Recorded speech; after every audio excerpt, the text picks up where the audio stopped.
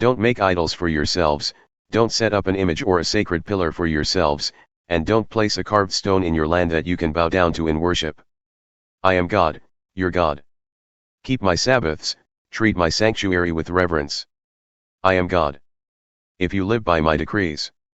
If you live by my decrees and obediently keep my commandments, I will send the rains in their seasons, the ground will yield its crops and the trees of the field their fruit. You will thresh until the grape harvest, and the grape harvest will continue until planting time. You'll have more than enough to eat and will live safe and secure in your land. I'll make the country a place of peace, you'll be able to go to sleep at night without fear. I'll get rid of the wild beasts, I'll eliminate war. You'll chase out your enemies and defeat them, 5 of you will chase 100, and 100 of you will chase 10,000 and do away with them. I'll give you my full attention, I'll make sure you prosper, make sure you grow in numbers, and keep my covenant with you in good working order. You'll still be eating from last year's harvest when you have to clean out the barns to make room for the new crops. I'll set up my residence in your neighborhood, I won't avoid or shun you, I'll stroll through your streets. I'll be your God, you'll be my people. I am God, your personal God who rescued you from Egypt so that you would no longer be slaves to the Egyptians. I ripped off the harness of your slavery so that you can move about freely. But if you refuse to obey me, and won't observe my commandments, despising my decrees and holding my laws in contempt by your disobedience, making a shambles of my covenant, I'll step in and pour on the trouble, debilitating disease, high fevers, blindness, your life leaking out bit by bit. You'll plant seed but your enemies will eat the crops. I'll turn my back on you and stand by while your enemies defeat you. People who hate you will govern you. You'll run scared even when there's no one chasing you. And if none of this works in getting your attention, I'll discipline you 7 times over for your sins. I'll break your strong pride, I'll make the skies above you like a sheet of tin and the ground under you like cast iron. No matter how hard you work, nothing will come of it, no crops out of the ground, no fruit off the trees. If you defy me and refuse to listen, your punishment will be 7 times more than your sins. I'll set wild animals on you, they'll rob you of your children, kill your cattle, and decimate your numbers until you'll think you are living in a ghost town. And if even this doesn't work and you refuse my discipline and continue your defiance, then it will be my turn to defy you. Yes I, will punish you for your sins 7 times over. I'll let war loose on you, avenging your breaking of the covenant. When you huddle in your cities for protection, I'll send a deadly epidemic on you and you'll be helpless before your enemies. When I cut off your bread supply, 10 women will bake bread in one oven and ration it out. You'll eat, but barely, no one will get enough. And if this, even this, doesn't work and you still won't listen, still defy me, I'll have had enough and in hot anger will defy you. Punishing you for your sins 7 times over, famine will be so severe that you'll end up cooking and eating your sons in stews and your daughters in barbecues. I'll smash your sex and religion shrines and all the paraphernalia that goes with them. And then stack your corpses and the idol corpses in the same piles. I'll abhor you, I'll turn your cities into rubble, I'll clean out your sanctuaries, I'll hold my nose at the pleasing aroma of your sacrifices. I'll turn your land into a lifeless moonscape, your enemies who come in to take over will be shocked at what they see. I'll scatter you all over the world and keep after you with the point of my sword in your backs.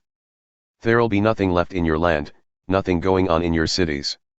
With you gone and dispersed in the countries of your enemies, the land, empty of you, will finally get a break and enjoy its Sabbath years.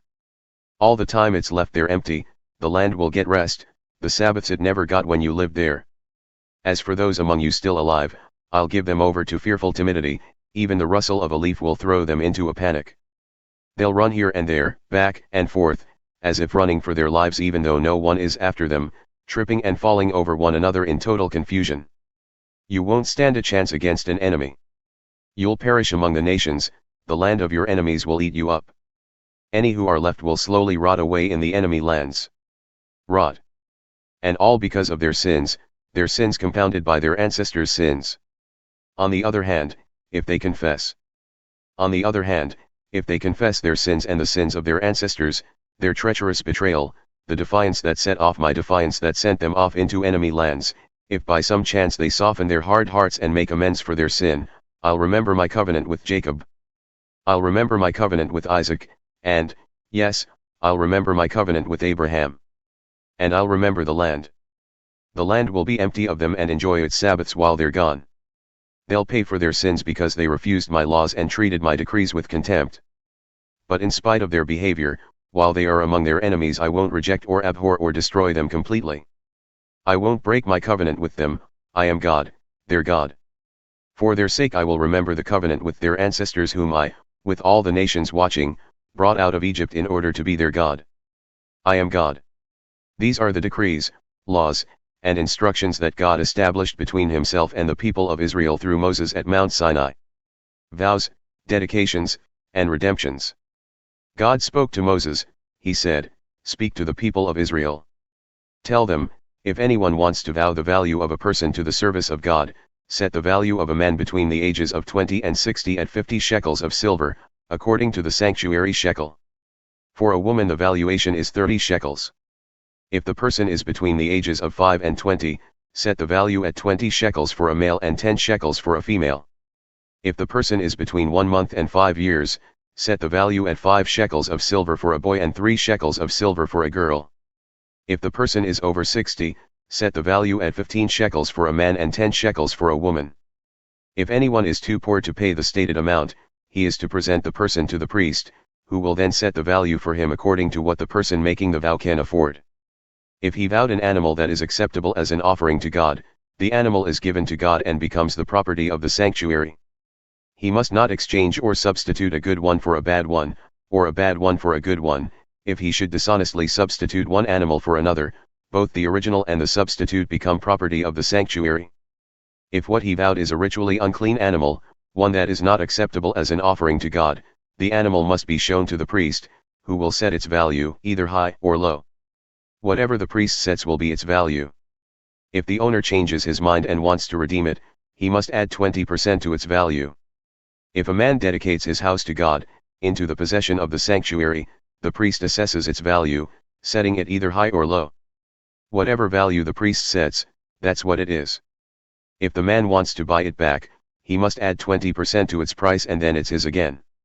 If a man dedicates to God part of his family land, its value is to be set according to the amount of seed that is needed for it at the rate of 50 shekels of silver to 6 bushels of barley seed. If he dedicates his field during the year of Jubilee, the set value stays. But if he dedicates it after the Jubilee, the priest will compute the value according to the years left until the next Jubilee, reducing the value proportionately. If the one dedicating it wants to buy it back, he must add 20% to its valuation, and then it's his again. But if he doesn't redeem it or sells the field to someone else, it can never be bought back. When the field is released in the Jubilee, it becomes holy to God, the possession of the sanctuary, God's field. It goes into the hands of the priests. If a man dedicates to God a field he has bought, a field which is not part of the family land, the priest will compute its proportionate value in relation to the next year of Jubilee. The man must pay its value on the spot as something that is now holy to God, belonging to the sanctuary. In the year of Jubilee it goes back to its original owner, the man from whom he bought it. The valuations will be reckoned by the sanctuary shekel, at 20 gerahs to the shekel. No one is allowed to dedicate the firstborn of an animal. The firstborn, as firstborn, already belongs to God.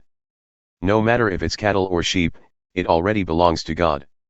If it's one of the ritually unclean animals, he can buy it back at its assessed value by adding 20% to it. If he doesn't redeem it, it is to be sold at its assessed value. But nothing that a man irrevocably devotes to God from what belongs to him, whether human or animal or family land, may be either sold or bought back. Everything devoted is holy to the highest degree, it's God's inalienable property. No human who has been devoted to destruction can be redeemed. He must be put to death. A tenth of the land's produce, whether grain from the ground or fruit from the trees, is God's. It is holy to God. If a man buys back any of the tenth he has given, he must add 20% to it. A tenth of the entire herd and flock, every 10th animal that passes under the shepherd's rod, is holy to God. He is not permitted to pick out the good from the bad or make a substitution. If he dishonestly makes a substitution, both animals, the original and the substitute, become the possession of the sanctuary and cannot be redeemed. These are the commandments that God gave to Moses on Mount Sinai for the people of Israel.